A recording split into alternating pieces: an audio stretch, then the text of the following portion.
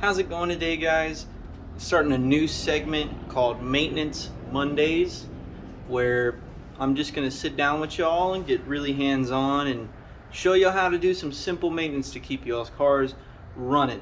Not going to be a whole lot of jokes, not going to be anything funny, just facts, doing the work, getting stuff done, and showing y'all that y'all shouldn't have to pay millions and billions of trillions of dollars to get your car worked on. That all you guys really need to do is just go out and get a simple set of tools and you can really keep almost any car running.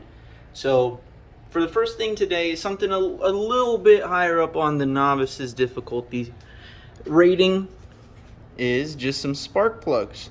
So I got 8 spark plugs here for the Tundra and I got 6 spark plugs here for the Lexus. So simple, easy stuff. Let me go ahead and show y'all what y'all are gonna need. So here's what we got. Obviously, you're gonna need spark plugs per your vehicle. I have these separated because even though they're same manufacturer, completely different motors, completely different part numbers, and all of that. Gonna need good old, just a socket set or a little tool set like I have, because there's gonna be a lot of stuff probably in the way. I'll show you all that on the Lexus. And you're gonna need a spark plug socket. Now this is not like a normal socket.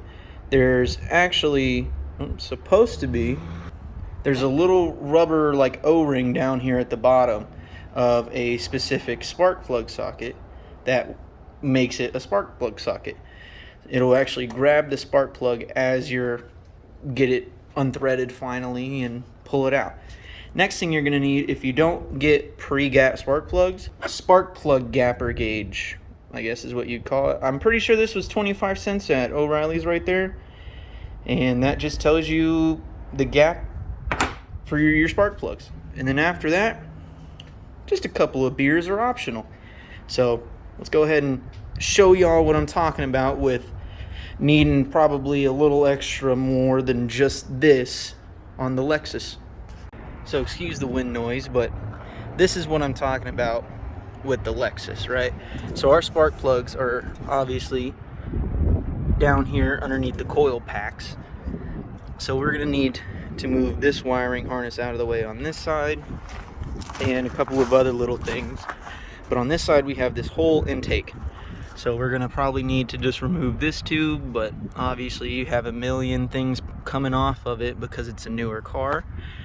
But no biggie, just move all that stuff out of the way, and as you can see, our coil pack is right there, and then our spark plugs are right underneath it.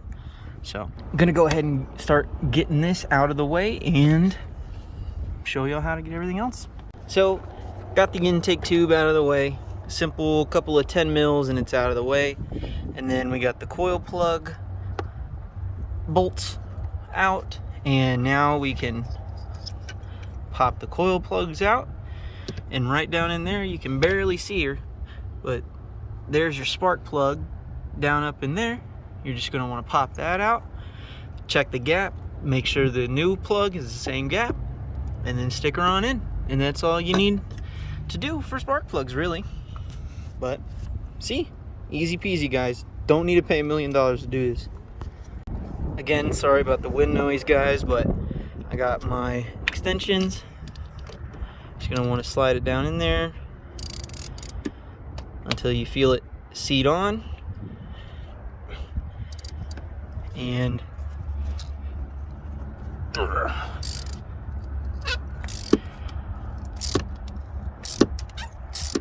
just want to get it out.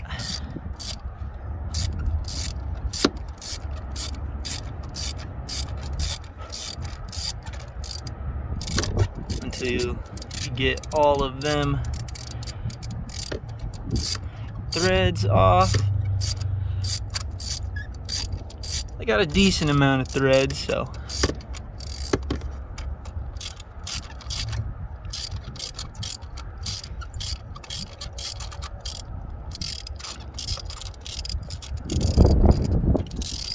almost there.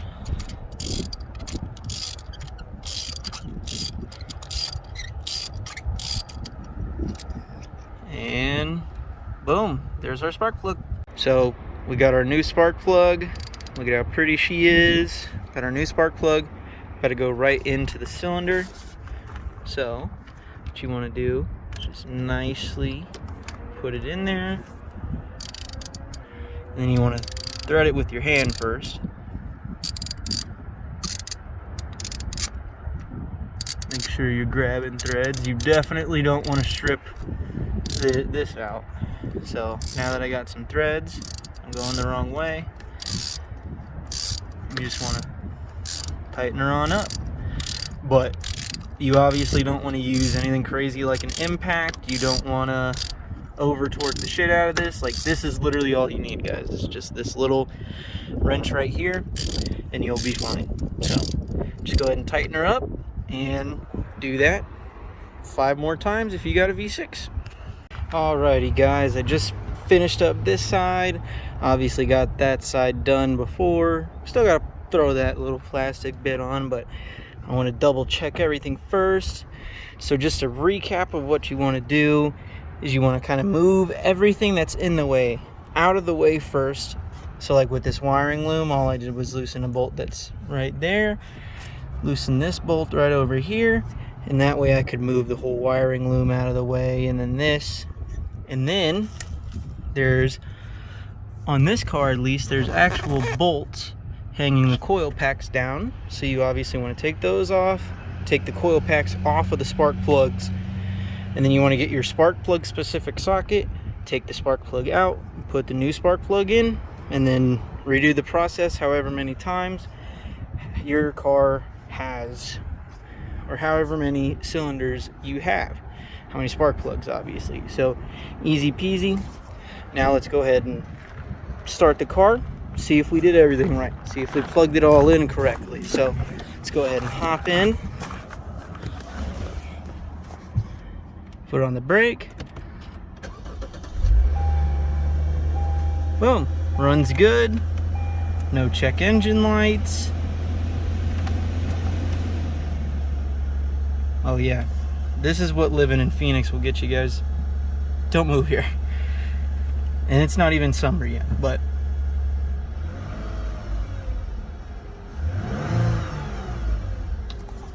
boom. That's it, guys. That's how easy it is to replace some spark plugs, guys. Super easy. You shouldn't have to pay an arm and a leg for it to get done, unless you own a Subaru or something with a boxer motor.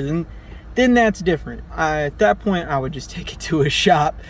But if you have a normal inline 4, 6-cylinder, V6, V8s, after that is kind of iffy. If you got like V10s, V12s, you know, after a V12, you're on your own. Just take it somewhere else. Don't even try. Don't even try after 8 cylinders. But yeah, guys, welcome to Maintenance Monday. Tell me if y'all like it. Tell me what y'all want me to do next. If you have some questions, obviously plan on doing some of the easy, simple stuff like oil changes, normal fluid changes, maybe going over some general intervals on when you should get certain maintenances done. I have worked at multiple dealerships, so I do have a little bit of knowledge of the basic maintenance schedule on American and foreign cars.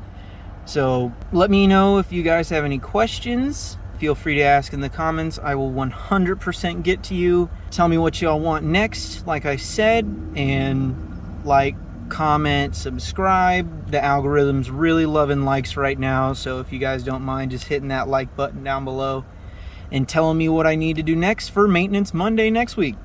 I really appreciate you guys, and I will see you next Monday.